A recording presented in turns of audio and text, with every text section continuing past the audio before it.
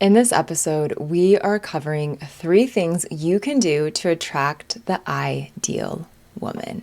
And if you're already in a relationship, do not leave because these 3 elements remain key throughout your entire love life. Welcome back to The Naked Connection. This is the show that supports driven men to reach sexual mastery and build deep connections. It's Kirsten, your soon-to-be licensed therapist, and we are getting straight into this today. The 3 things you must do in order to attract your ideal woman. And I want to be specific. This insight is not about finding someone to have a casual hookup with or some modern-day situationship with. This is about partnership. It's about soul mating, as a dear friend of mine calls it. So, with all of that said, you guys, let's get some. The very first habit that we are going to talk about is shifting your focus. So instead of going on dates or spending time with a woman focused on her, like what does she look like, what hobbies does she do, or how fun is she, you want to shift your focus on to you. How are you walking away from your time with her? How are you feeling during your time and after your time together? How are you engaging in life as a result of her being in your life? This is huge because so often we get caught up in wondering, does she like me? But a better question to ask yourself is, do I like myself when I'm around her? Do you feel inspired, confident, more alive, or are you finding yourself feeling self-conscious, uncomfortable, and worried? It's almost like doing an audit on yourself. Since you started seeing this person, have you been taking more actions towards your goals? Have you been waking up with a sense of, holy shit, let's go type of energy? Have you been kinder to the people around you? Really want to ask yourself, who am I with her in my life? Who am I as a result of being with her? Because yes, obviously, who she is very important. And if the focus is all placed on her, you are going to get lost along the way. So many people in the dating space have a list of what they want, and that is key, yes. And what gets lost in that list is you. I've been there, and I know clients who have been there. They have this person who on paper is everything they could have imagined, but for some reason it just isn't working. And this could mean that perhaps their list isn't actually what they want, or that they have focused so much on the other person that they forgot about themselves along the way. With that, consider, who do I want to be? How do I want to feel? What do I want to create? And use that list as your guiding compass in the dating world. And again, if you're in a relationship, the same thing goes here. Do this audit with yourself. Check in with yourself in your relationship to see, is this aligned? And if not, how can we course correct here? What can we adjust? How can I approach this? How can I change things for myself, for us, for the better? The second habit to focus on is building the capacity to walk away.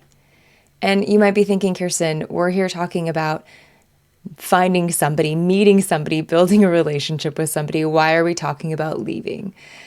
It sounds backwards. Well, the reason being, and I'm just going to be honest here, is that women deeply desire in a relationship to know that they aren't going to be able to manipulate the man that they are with.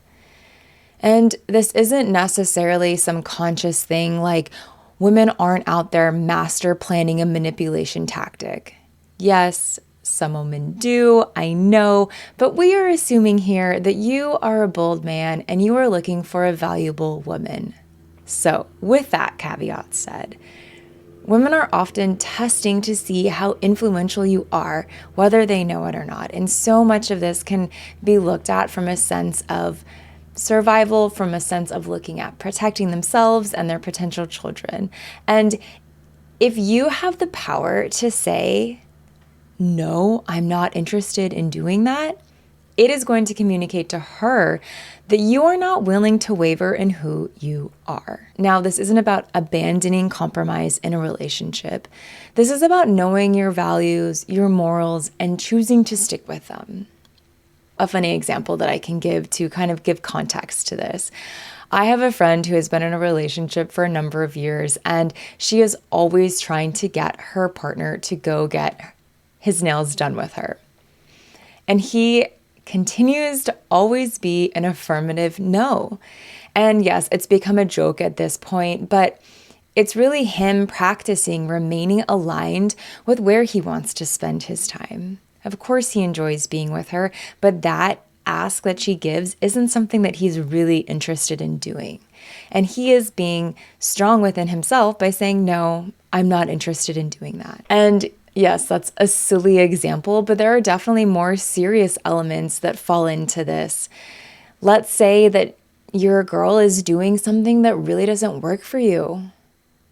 Don't be afraid to say something.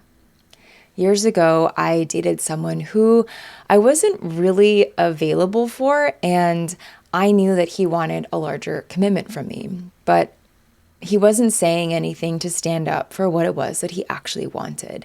And honestly, I knew that he was in the right, but he was afraid to say something out of fear of losing everything, right? It was this idea of him probably thinking, I'd rather have something as opposed to nothing at all.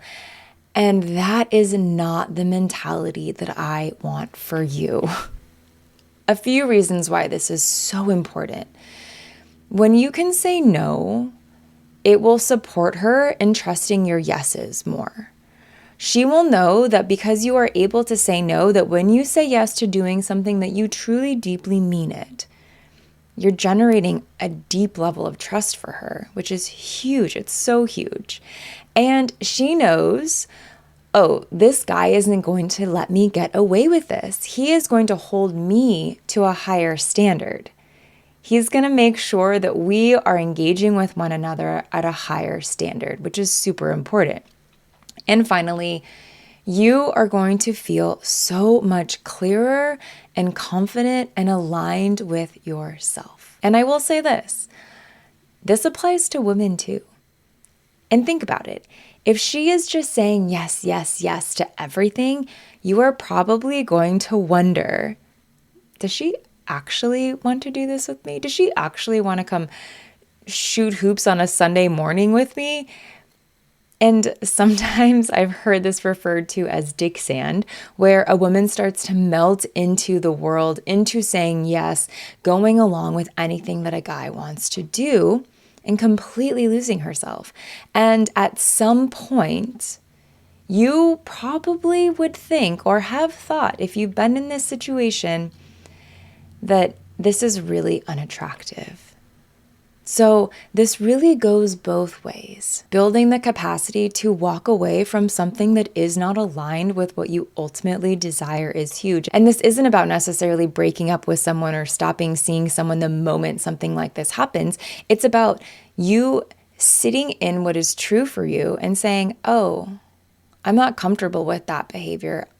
I'm not interested in that type of a dynamic, whatever it is, and being really clear and comfortable and standing up for what it is that you really, truly desire and not being afraid to walk away if you need to. And the third habit in finding the right partner and shifting your relationship with women is to explore relinquishing sex as the main focus. Building sexual discipline into your life is the key here.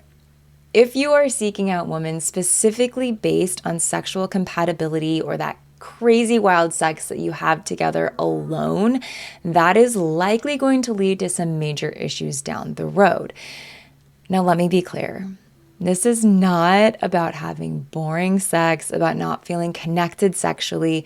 This 100% should be here. Enjoying sex is so important. Having that dirty, hot, steamy sex is so important. But if it becomes the guiding light through which romantic decisions are being made, it isn't going to end in the place that you likely want. Because if you are worshiping sex, it will influence your decision-making process, and it enables a woman to actually use this to her advantage. And I will say this, women will. This ultimately generates sex as a bargaining tool, leads to leaving you feeling frustrated and leaving her feeling consciously or not objectified in some way, even if that is not your intention. She will start to feel like the point of the relationship is sex. This is really, in a lot of ways, communicating to her a lack of impulse control. This really ultimately breeds a sense of concern in a woman and alters how she ultimately will view you. She will start to feel a great deal of pressure has been placed on her. And as you're listening, as you're hearing all of this, none of this is likely what you want. And in this instance, it might seem backwards, but truly, slow is fast here. I cannot tell you the number of times a woman has said to me, "He didn't rush me. I didn't feel like he just wanted to hook up." And that made me want him so much more. So what happens for a woman when a man can stand in a place of discipline around sex is that she is able to witness how strong he is. And we know that controlling your sexual desires is not easy. And if you can master that, it is ultimately communicating to her how powerful you really are. And I am going to tell you this, we love that. Again, this is not that sex isn't important, but when it's the peak pedestal of pursuit, when it is the end all be all, it will create major issues in your relationship down the road. And I always like to think about it from a biological perspective. What happens when we have sex is there's a massive amount of neurochemicals pumping through the body, things like dopamine, serotonin, and for men, prolactin. So this is pumping through you and her during and after sex, and this literally influences your brain and your decision making. That phrase, love drunk, is a real thing because your brain is drunk off of the chemicals from sex, and it drives different types of decisions that might not be made if sex wasn't the very first thing, the very top priority when entering into a dating space, when entering into a brand new relationship. And you are likely not going to attract someone that is aligned with your values, with your vision when you are love drunk. Right? Like we let things go. We choose not to look at certain things that are really important to us when we are in the throes of a sexual wild experience. Take that into consideration. It is such an important element of your relationship, and yet it is not the end all be all. We want to expand, not contract into what is possible in dating. So with that, I hope that this has been helpful. Please take a moment, subscribe to the channel, drop a comment below, and share what's working for you, what isn't. And yes, even consider sharing this episode with a friend or someone that you think could benefit from hearing this message. This is for all of you amazing men. I am always so honored to connect with you. This is Kirsten, and until next time, let's get some. Thank you so much for tuning in to this episode of The Naked Connection. Be sure to subscribe so you don't miss another episode. Trust me on this, your sex life and that special someone in your life will thank you for it. And if you really love the show, please take a moment and leave a 5-star review or a written review and let me know what you think. It would mean so much to me and this show. Until next time, happy connecting.